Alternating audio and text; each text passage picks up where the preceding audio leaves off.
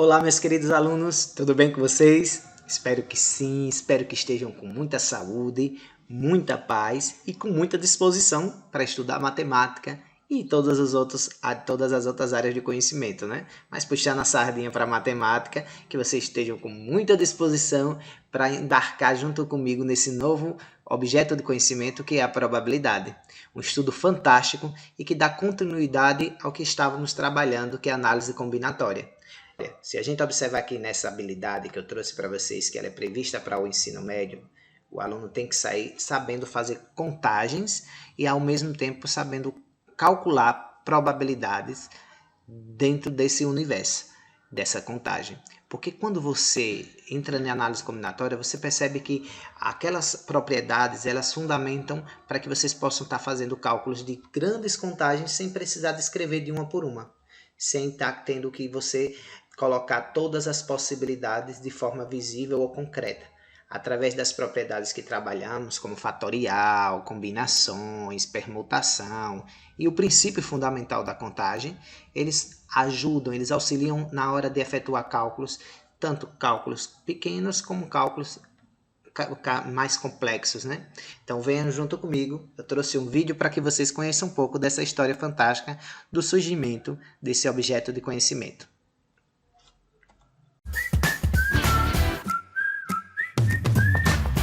Os jogos de azar acompanham o desenvolvimento da civilização humana. Os babilônicos já jogavam dados há mais de 5.000 anos, e o baralho moderno, por exemplo, surgiu na França há mais de 600 anos. As combinações, possibilidades e cálculos envolvidos nos jogos ajudaram a matemática a desenvolver a teoria das probabilidades, que, entre outras coisas, é a base do conhecimento estatístico que a gente tem atualmente. Outro sujeito importante na história do estudo das probabilidades foi o alemão Gottfried Leibniz, que tentou criar um modelo para descobrir verdades através de análises combinatórias. O objetivo de Leibniz era aplicar as probabilidades ao funcionamento da mente humana, demonstrando que todo raciocínio pode ser reduzido a uma combinação ordenada de elementos como números, palavras, sons ou cores. Por causa dessa relação entre o pensamento humano e o cálculo das probabilidades, Leibniz é tido como um dos primeiros cientistas a considerar a possibilidade das máquinas realizarem operações lógicas. Seja para desenvolver supercomputadores, analisar estatísticas de bilhões de pessoas, ou simplesmente para apostar melhor numa roda de carteado, a verdade é que os jogos sempre despertaram a curiosidade dos matemáticos. E essa curiosidade possibilitou um grande avanço no desenvolvimento das ciências.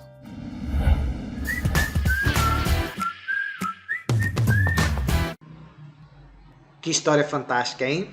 Tão bom conhecer um pouco da história da matemática e saber como elas foram criadas para resolver situações que nos auxiliam diariamente.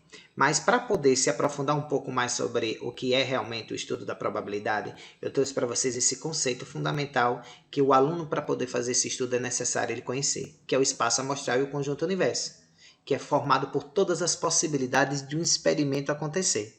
Quando a gente fala de conjunto universo, você representa ele geralmente pela letra U, e os números de elementos desse conjunto nós representamos por NU, como nós temos aqui. NU é para indicar o número de elementos do conjunto e a letrinha U para representar o conjunto universo. Ou seja, no lançamento de uma moeda, quem é o meu conjunto universo? O conjunto de todas as possibilidades. No lançamento de uma moeda, as possibilidades que temos é de sair cara ou de sair coroa. Então, o número de elementos do meu conjunto universo é igual a 2. Então, a primeira coisa que o aluno no estudo da probabilidade precisa saber fazer é identificar o nosso espaço amostral ou o próprio conjunto universo. A gente chama de uma coisa ou outra. Olha aqui o segundo exemplo. O lançamento simultâneo de duas moedas diferentes. Nós temos o conjunto universo. Na primeira moeda sai cara e na segunda sai coroa. Nós temos o outro elemento, cara e cara. Primeira ser coroa e a segunda moeda cara. A primeira moeda ser coroa e a segunda coroa. Já que elas são diferentes, a gente consegue identificar aí quem são cada uma das moedas. E assim o nosso número de elementos é igual a 4. E o terceiro exemplo, no lançamento de um dado. Qual é o nosso conjunto universo? Quando eu lanço um dado, o conjunto universo é formado por 6 possibilidades. Sai o número 1, o 2, o 3, o 4, o 5 ou 6. Ou seja, o número de elementos do meu conjunto universo, ou seja, do meu espaço amostral, é igual a 6. Então tá aí. Por mais simples que seja, a gente precisa saber identificar não só o conjunto universo, como também identificar o evento daquele conjunto universo. O que é que eu estou analisando dentro daquele contexto? O evento é um subconjunto, é uma parte do nosso espaço amostral. Então, vamos ver aqui uma situação bem simples. Quando o nosso evento ele é igual ao espaço amostral, ele é chamado de evento certo e dizemos que a probabilidade dele ocorrer é de 100%. Um exemplo, quando eu lanço um dado, qual é a possibilidade que eu tenho? Qual é a probabilidade de sair um número menor que 6? Bom, meu espaço amostral, que é o meu conjunto universo, é formado por 6 números, 6 possibilidades, que saiu o número 1, 2, 3, 4, 5 ou 6. Já o evento, eu quero aquele número que saia menor que 7. Qual a probabilidade de sair um número menor que 7 no dado? Todos os números. Qualquer número que eu lançar vai ser menor que 7. Então, quando o meu conjunto universo é igual ao meu evento, todas as possibilidades do evento acontecer vai dar igual ao próprio conjunto amostral, nós dizemos que aí é um evento certo. Não tem como ele não acontecer.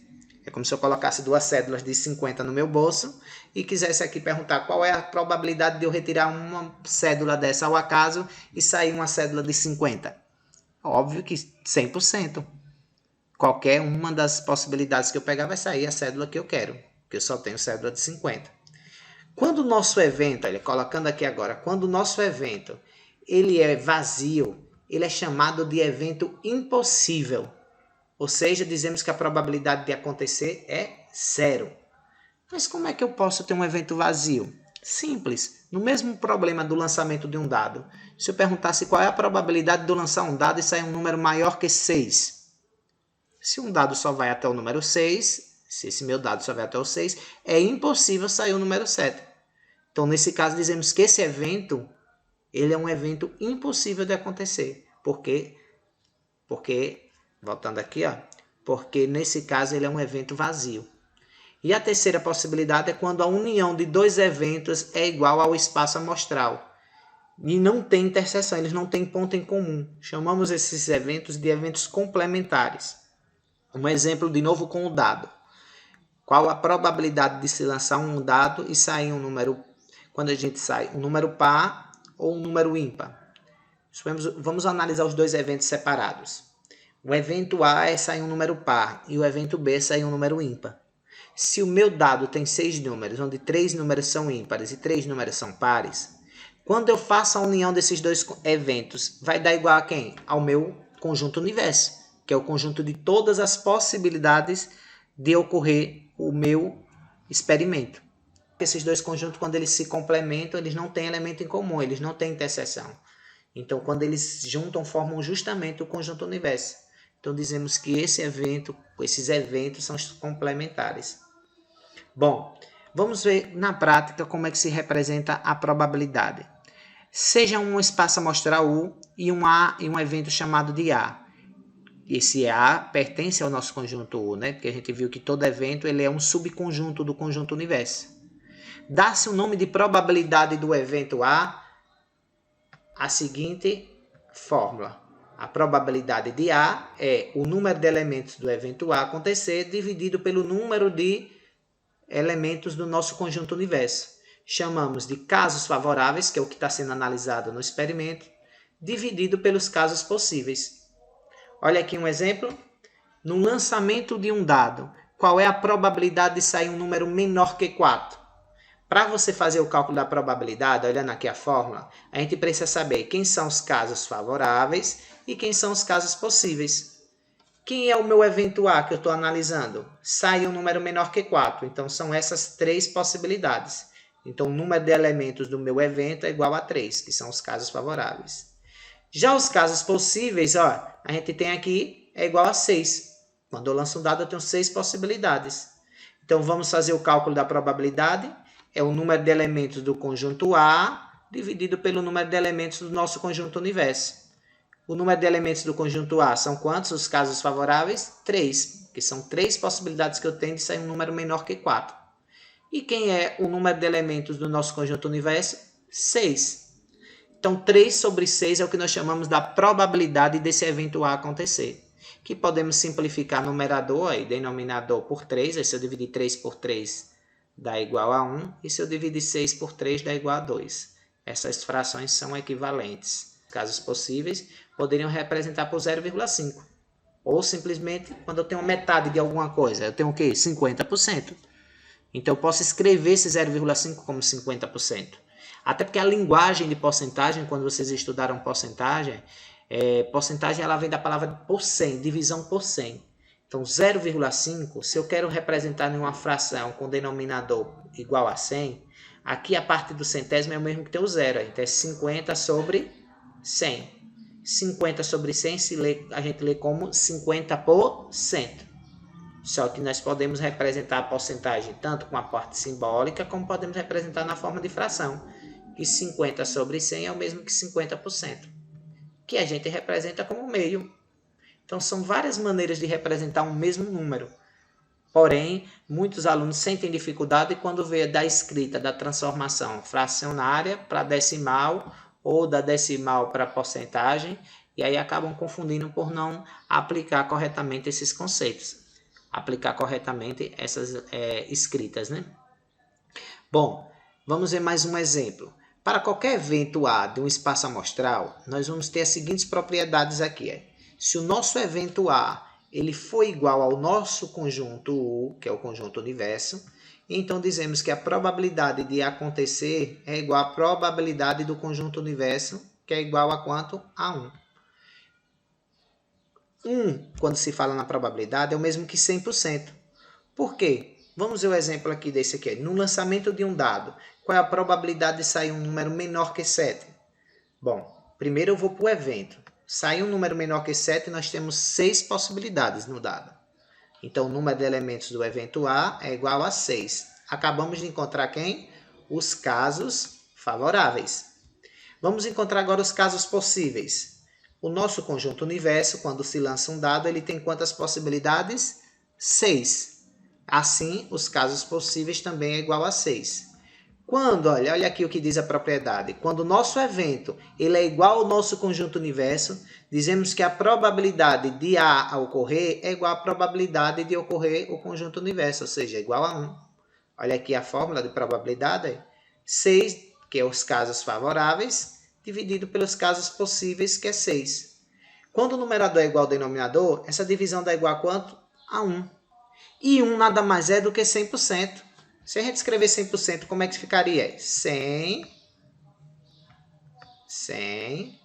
sobre 100.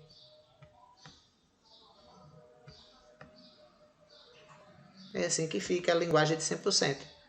100% é quando você tem um denominador igual a 100 e você quer 100 partes desse. Essas 100 partes que você quer nada mais é do que o próprio inteiro. Então, 100% é igual a 1. A probabilidade ela sempre vai estar entre 0 e 1. 0, quando dá 0,2, 20%, 0,25, 25%, 0,99, 99%. Agora, quando chega em 1, quando a divisão dá 1, o resultado da sua fração da probabilidade é porque ela equivale a 100%. Olhando aqui agora a segunda propriedade, temos que um evento A de um espaço amostral U, se ele for igual a vazio, que esse é o símbolo aqui para representar quando o conjunto é vazio, então a gente tem aqui se A é vazio, então a probabilidade do evento A acontecer ela é igual a 0. Um exemplo, se você lança um dado, qual é a probabilidade de sair um número maior que 6? Não tem nenhum, é 0, não tem nenhum elemento o meu experimento, porque não vai ter nenhum elemento maior que 7. Mas o meu conjunto universo é o conjunto de todas as possibilidades de ocorrer aquele lançamento. Aquele lançamento pode acontecer de 6 maneiras, né? Só quando eu divido 0, que é os casos favoráveis, pelos casos possíveis, que é 6, 0 dividido por qualquer número sempre dá 0. Então, quando o seu conjunto ele é vazio, o seu evento, a probabilidade dele acontecer sempre vai ser igual a 0. E a terceira propriedade é que quando a sua probabilidade de A é maior que 0 e ela é menor que 1, dizemos que a probabilidade de A é sempre um número entre 0 e 1. Porque você vai dividir os casos favoráveis por um número que é maior que ele, que são os casos possíveis.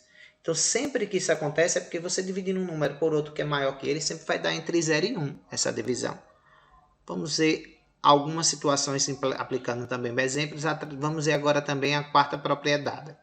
Se A e A barra, esse A barra significa que é o complementar de A, são eventos complementares, então a probabilidade de A mais a probabilidade do evento complementar de A, do conjunto complementar, é sempre igual a 1. A gente viu lá no exemplo de quando você tem dois eventos que são complementares, eles são da igual sempre o conjunto universo. Então, quando eu somo as probabilidades desses dois eventos complementares, ele dá sempre igual a 100%, dá sempre igual a 1. Olha o exemplo aí. Sendo A o evento obter um número par no lançamento de um dado. E A barra, nós vamos ter aqui esse A, que é o A barra, que faltou aqui a barrinha. O A barra, o evento de se obter um número ímpar.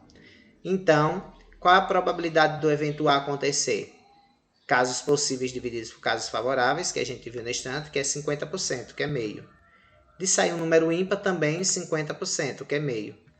Quando eu somo esses dois eventos, meio mais meio dá igual a quem? A 1, que é o nosso conjunto universo.